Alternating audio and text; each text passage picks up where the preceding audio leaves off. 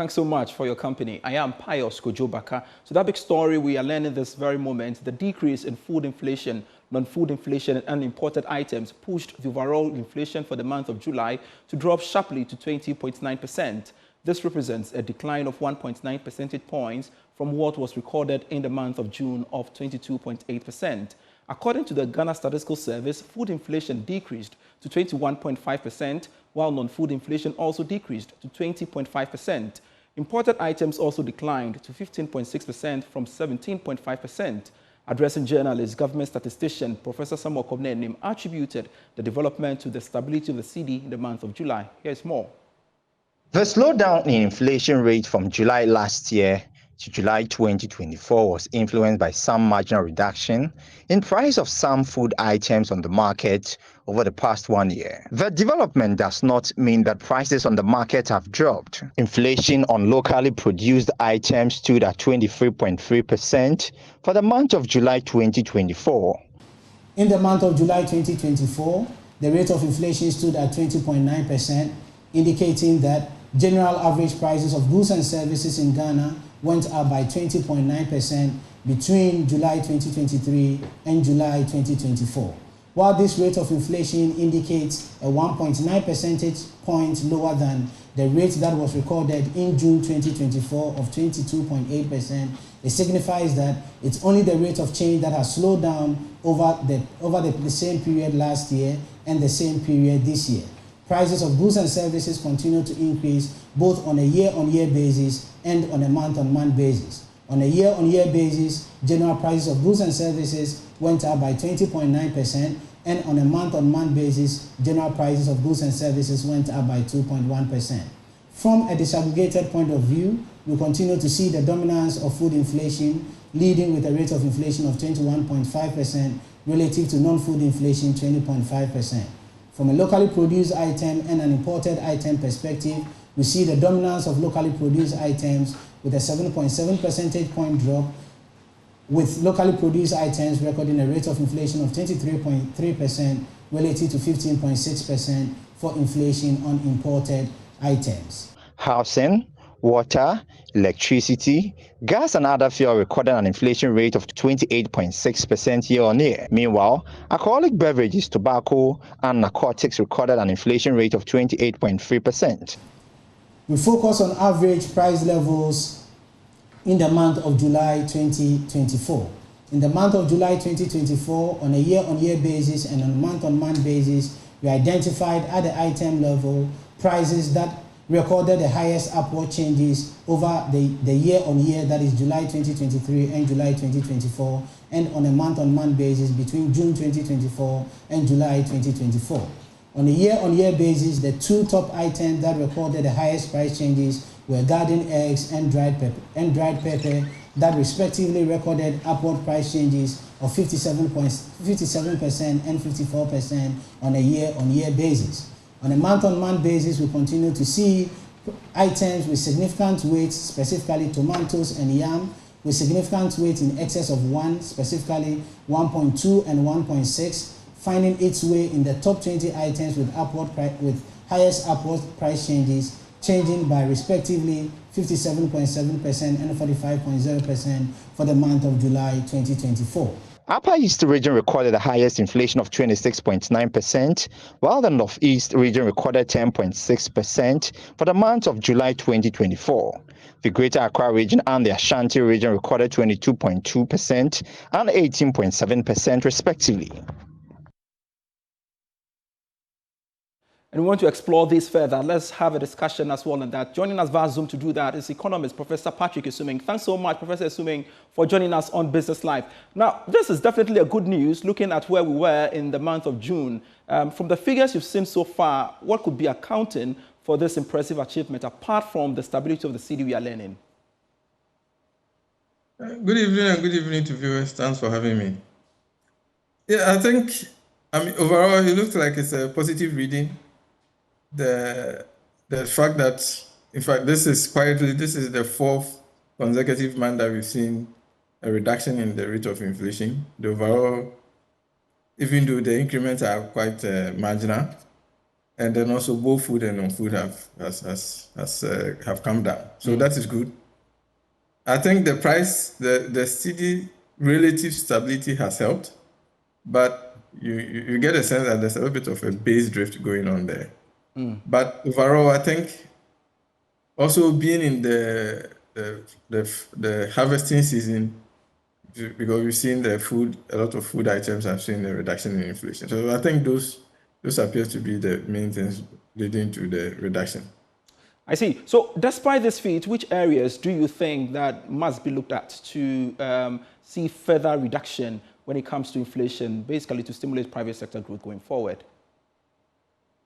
So I think when you look when you look at the more disaggregated numbers, you begin to see housing, utilities, the prices have inched up a little bit.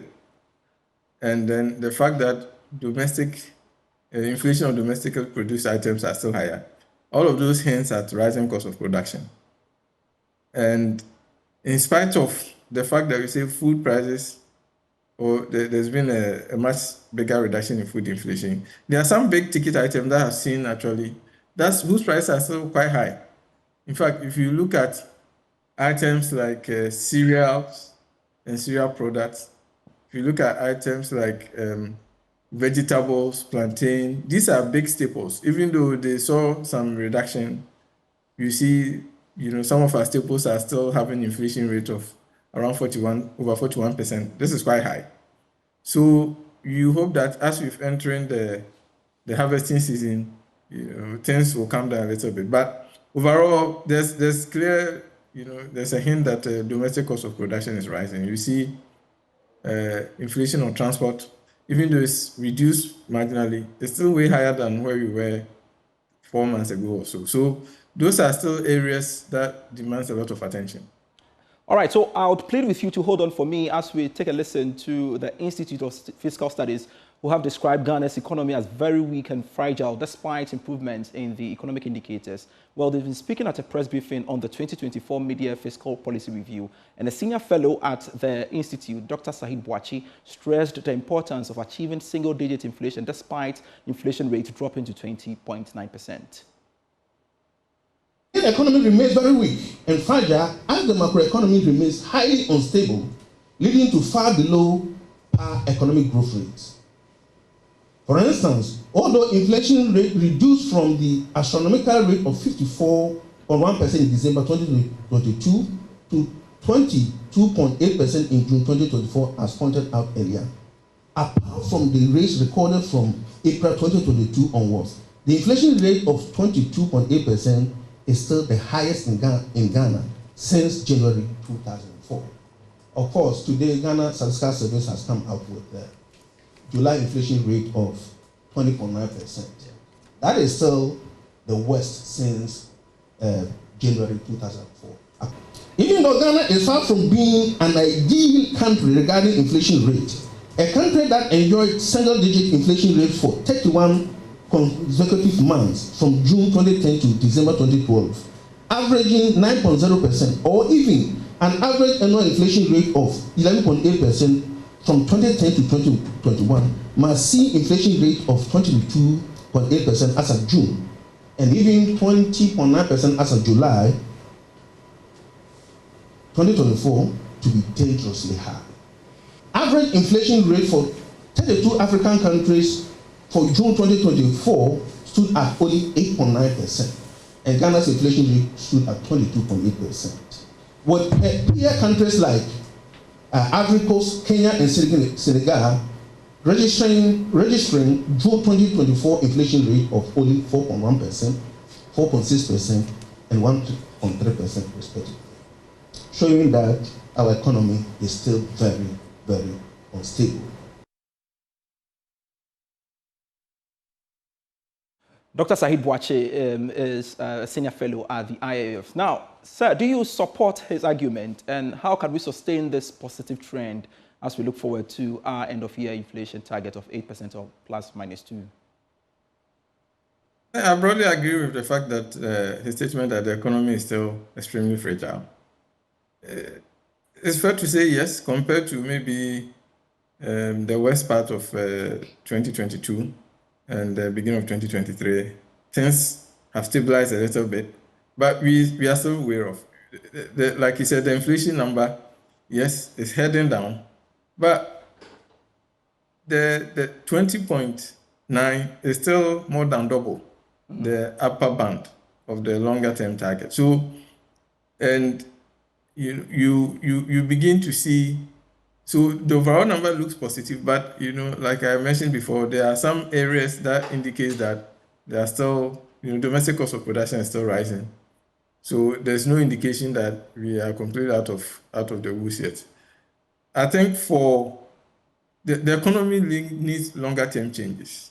Unfortunately, for the rest of the year, you don't really see much happening. I think we haven't seen much happening for the last 6 months or so in terms of definitive policy to completely transform. It looks like we are just waiting for the election to happen to see where a new leader will take the economy. But at the very least, let us demand that in the name of election, we don't do any more damage. Because if you do, where we are right now is not very good. If you do more damage, then we are even going to go all the way back. So I think it looks like it's a modest request to make, but I mean, let us hope that we don't do any more damage in the name of this election. Then we spend another 3 years trying to repair the wrongs we've done in 3 months or so. Professor Patrick Isumeng, thanks so much for joining us on Business Live for your great input. We appreciate it. Now, meanwhile, the business community has welcomed the drop but urged the Bank of Ghana to use this rate as a bait to reduce the policy rate in order to stimulate private sector growth.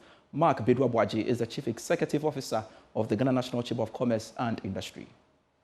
It's a very good news. Inflation in any way is not good for any economy. High inflation affects the private sector, it affects consumers, it affects investors. So anytime inflation is coming down, it means that something good is happening. Probably the policies that we put in place are working. I also think that 20.9 is also relatively high. Looking at the inflation of other countries around us and the fact that we have a target, the central bank inflation target is 8 plus or minus 2. 20.9 for me is also way above the target. So I think that we should work towards bringing it lower, some way, somehow close to the target, because it's assumed that is the optimal inflation rate that will help businesses, that will help consumers and also the economy.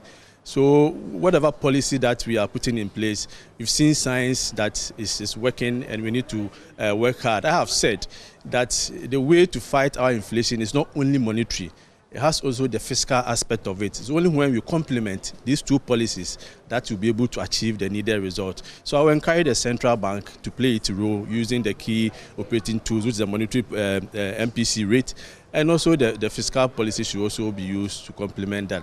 But for me, it's a good sign that the economy is picking up, and we have to do everything possible to sustain it. It's not just enough having inflation coming down, but we should work towards sustaining it and bringing it down further to the targeted rate. I think it sends a very strong signal to the central bank that it's about time they reduce the policy rate. What we have now of about 29%, looking at where we fixed the policy rate 29%, when inflation was 54%. Now inflation has dropped significantly to 20.9. So we cannot continue to put the policy rate at 29%. It's about time they reduce it. And I think that the signal is clear now. Now the inflation is coming down. We have to stimulate private sector activity. And the only way to do that is to bring interest rates down, to make it affordable for businesses to borrow and expand. If we keep the policy rate at that high rate of 29%, I don't think that businesses will be doing well, because you cannot borrow at 47% or so to invest. So now in their next meeting, we are expecting that at least they should reduce the policy rate by 3%. And for me, once they do that, the commercial banks will also follow suit and reduce their lending rate. This is what we are waiting for. Now, the ball is in their court to also act. We know that they are using the policy rate as an operating tool to control inflation. Inflation has come down, so there is no justification for the central bank to keep the policy rate at that high. We should work at bringing it down and also giving some free room for some incentive for businesses to invest more. That is the only way we can increase the productivity, we can create more jobs, and businesses can expand, and the economy of Ghana will move forward. You're so live on Business Life with me, Pius Kojo Baka. We are back with more. Please stay.